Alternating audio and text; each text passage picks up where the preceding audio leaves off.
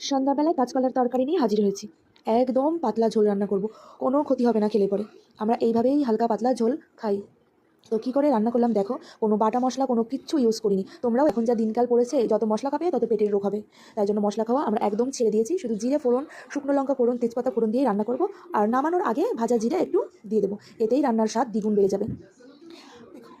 আর রান্না করব আলু কলা দিয়ে একটা ট্যাংরা মাছের ঝোল রান্না করব। এখানে কষিয়ে নিচ্ছি, অল্প তেলে রান্না করব, বেশি লঙ্কাও দেবো না, তেলও বেশি দেবো না।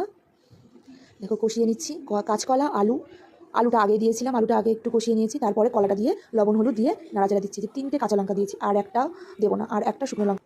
গরম ভাতের সাথে গরম তরকারি ট্যাংরা মাছের ঝোল জাস্ট জমে যাবে। রাতের খাবার আমাদের, আমরা বাঙালি 3 বেলাই ভাত খাই। তোমরা আমাদের মতন কে কে 3 বেলা ভাত খাও অবশ্যই কমেন্টে জানিও। আমার তরকারি তো একদম টকবক টকবক করে ফুটছে, তো দিয়ে দিলাম ট্যাংরা মাছ।